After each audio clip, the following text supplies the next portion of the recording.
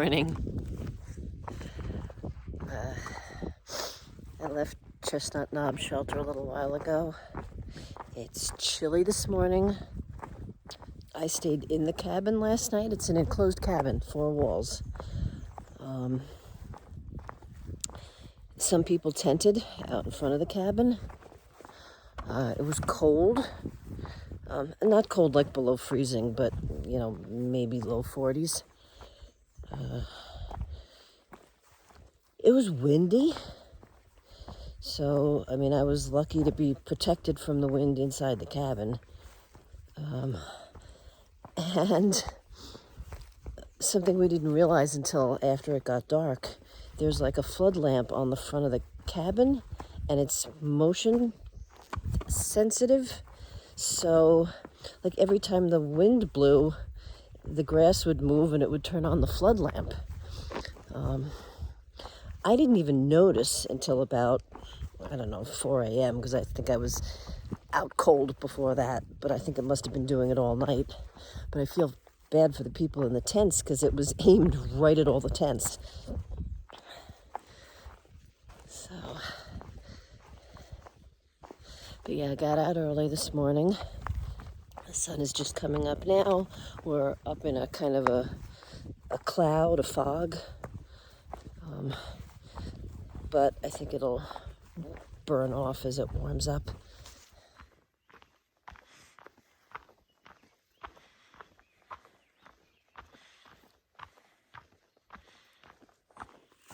I need to collect some more water.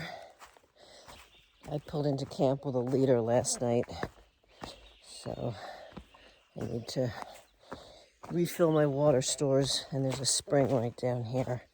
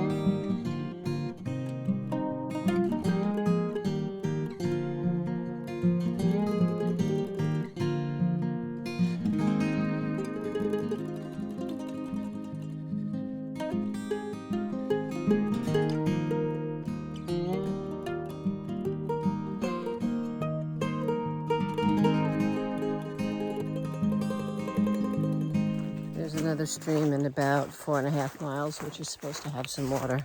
So I'm going to pick up water there. And I was thinking about camping there, or I might go another 2 miles beyond there. So we'll see.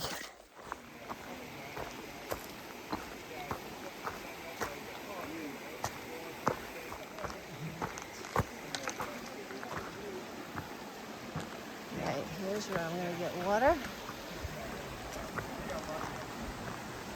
Wow, that'd be a nice swimming hole.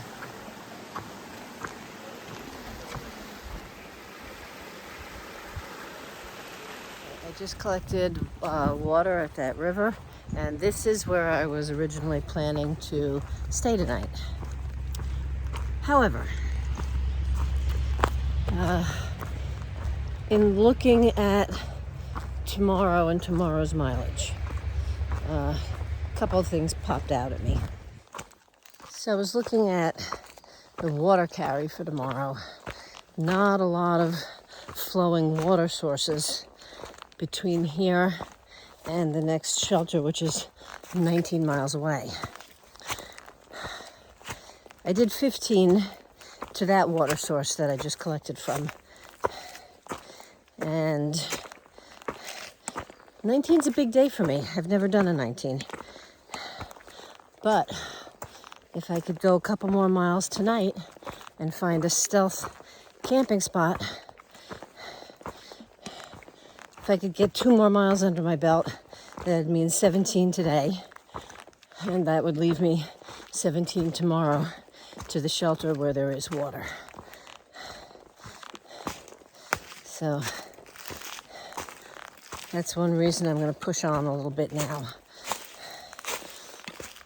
The other reason is that there's a small chance of rain tomorrow, but a really big chance of rain all day the following day.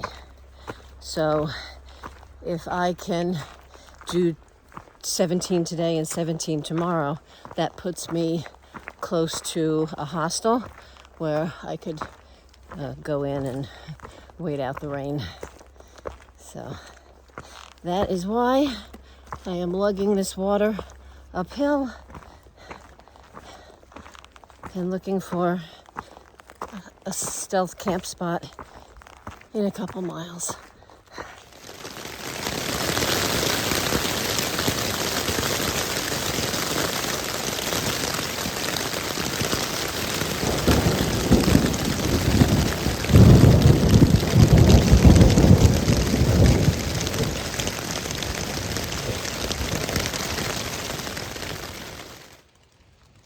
A.m.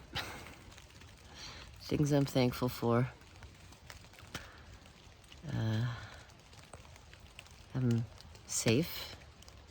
I'm basically dry. And most of the hard rain had stopped by the time the tent collapsed on me. This was a very difficult place to stake the tent. And I was having a hard time getting some of the stakes in. And normally I would reinforce with rocks, but there weren't any. So, like one corner of the tent, the stakes went in fine, but the whole other side of the tent, they didn't. So they weren't in as deep as they normally would. And I guess, with the rain, things softened and they still weren't in very deep. And a couple of them pulled out, the tent went... So, but like I said, luckily by that point, the heavy rain was over and I was able to actually get out and try to restake it. It's still not staked great, but fingers crossed that's the end of the storm for now.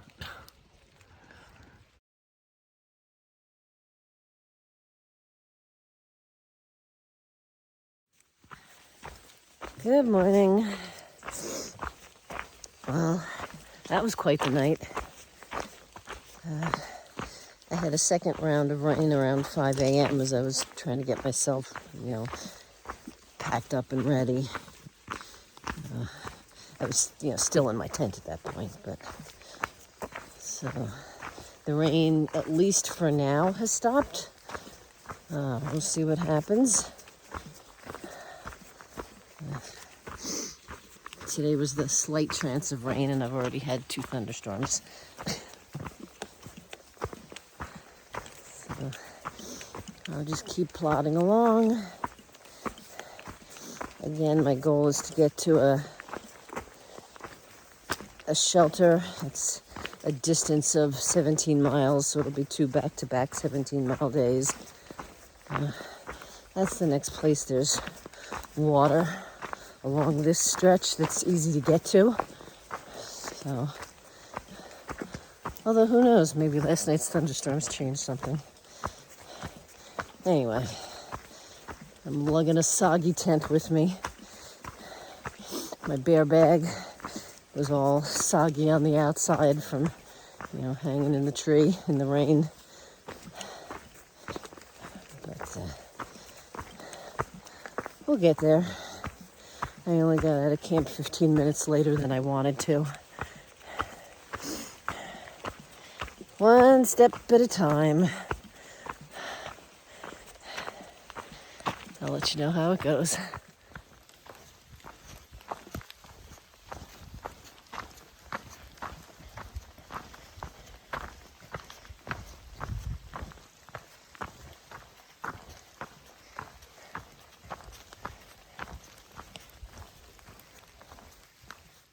Somebody stayed there. There's a dry patch. Oh, pretty.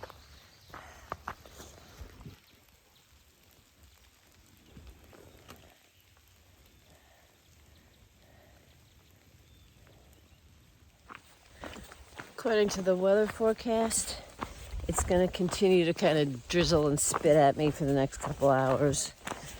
That and, what's falling out of the trees.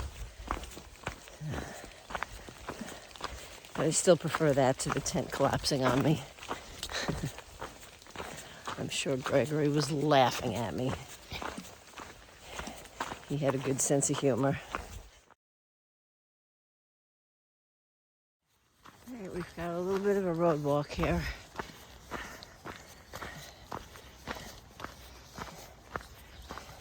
I have a couple of issues I need to address.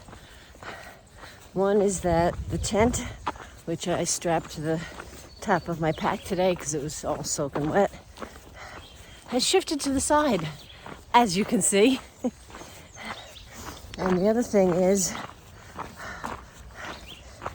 it seems to be raining inside my rain gear. It is hot. Well, it's not hot, it's 50s, but yeah, I've been climbing uphill, so I get hot. So there is a little store up ahead on this road, so I think I'm going to stop there.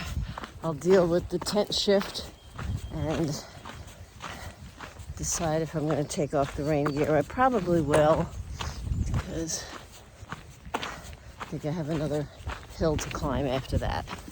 So I think I'm hearing the interstate. I have a couple of road crossings up ahead.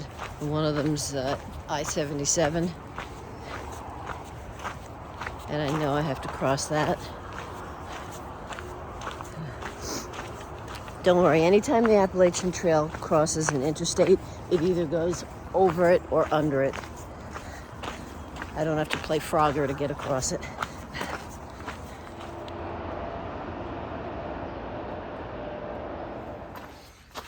It would appear I'm not the only one here.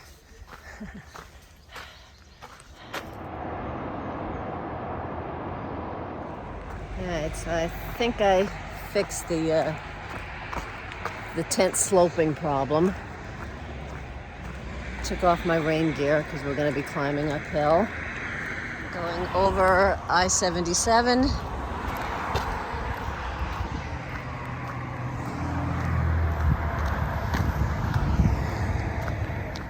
We're done with the road walk, back in the woods. And the next mile, I think, is a pretty steep climb. At least that's what it looks like from the elevation profile. While I was at that Brushy Mountain Outpost deli, filling up my water bottles, I also got myself a biscuit. So that was second breakfast. And that helped to power me up that hill. So now I think I have a ridge walk for a while. It's still kind of raw out here, but it's overcast. The sun tried to pop through once or twice, but it's having a hard time.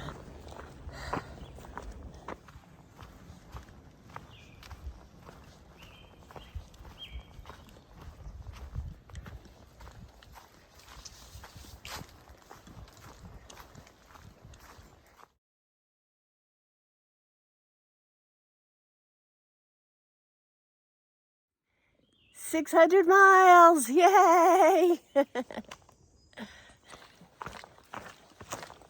I'm not sure if you can hear that.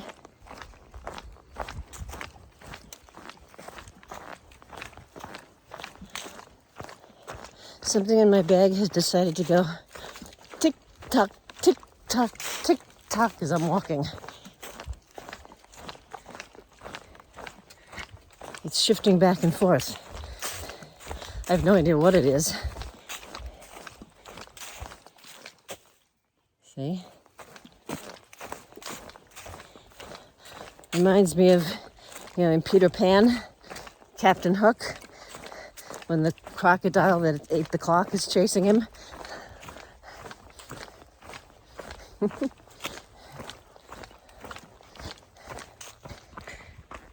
So at the last road crossing, there was some trail magic. And when I came out of the woods, Mother Goose and Newfie were already there. So I had one of those clementine oranges. He refilled my water, which was very helpful. And then when the three of us left the trail magic to move on, I said to Mother Goose and Newfie, "Do you want to go ahead of me? You're probably faster than me," because you've heard me say everybody is faster than me. But they said no, go ahead. So I stayed in front, and for the first, 1 or 2 tenths, it was downhill. But then we had a 1.3 mile uphill. And at this point, I'm still in the front. And I'm thinking, I'm going to be in their way. They're going to want to pass me, and I'm going to be holding them back. And I hate holding other people back. So we start up the hill, and I'm trying to keep pace and not slow down. And the hill is it's long and it's hard, and I'm trying to huff it up the hill. And I've got my sun shirt on, and I'm getting hot and sweaty and thirsty. I was like, just keep going, try not to slow down. Keep pushing up the hill. So I do, and I'm thinking, all right, I get to the top. It's usually a little wider. I'll pull over. I'll layer down, and then they can go by me then. Because, in the meantime, I keep turning around to see where they are. And, they're still right behind me. So I just keep moving and moving and moving up the hill. So we get to the top. And the first thing I do is I grab my water, and because I'm really thirsty now. And I was glad I refilled on the water at the Trail Magic stop. And then I drop my pack so I can layer down. And they come up right behind me, and they drop their packs too, and just sit down on their packs. And Mother Goose looked at me, and she's like, "I was really trying to keep pace with you up the hill. You were pacing good. Normally I'd slow down, I'd stop, but I was trying to follow you." And she's like, "Wow, you're a beast up that hill." And I'm thinking, oh my gosh, I was pushing up the hill because I thought I was in her way, and she was trying to keep pace with me up the hill. I think we both could have slowed down a little bit and had a gentler climb up that hill. That was pretty funny. I've never been called a beast before. I don't even think somebody's considered the thought in their head for a fraction of a second.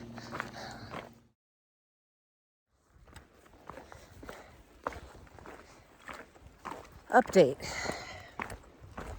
My original plan was to go to the Chestnut Knob shelter. That was a 17-mile day. And I did a 17-mile day yesterday. I've still got everything soaking wet in my pack.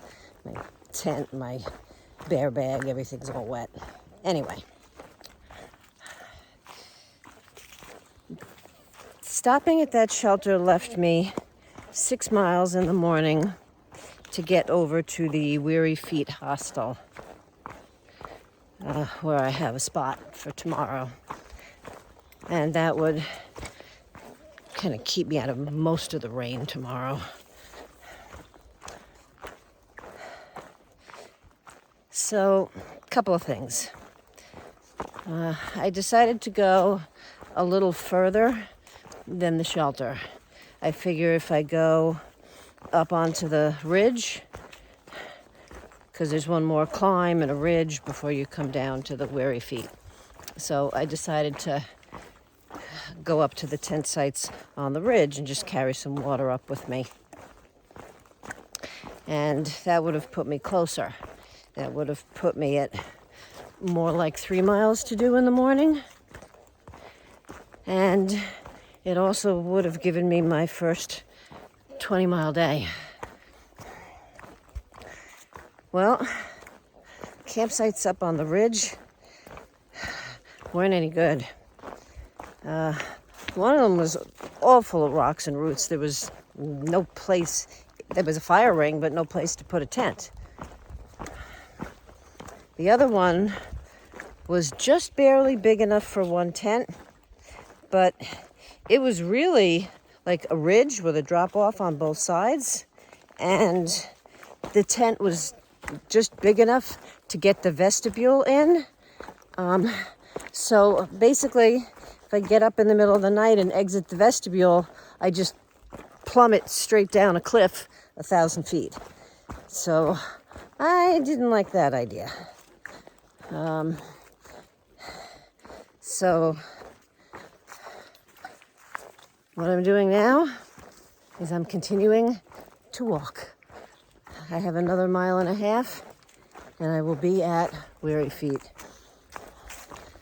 They do have another kind of spot for me tonight. So once I get there, that'll be a grand total of, I believe, 23 miles. That's my biggest backpacking day ever. Prior to this, my biggest day was an 18-mile day, and that's not even on this trip. That was a few years ago. I can't believe it. But, wow, 23 miles. All right, I'm exhausted. I'll show you around when I get there. They had space available for me in their outdoor bunk, which is basically an outbuilding. The next morning, I moved into the inside bunk room. It was rainy most of the day, so I was glad to be indoors. They offered rides to the Amish market down the road, and I got a pasta salad full of vegetables.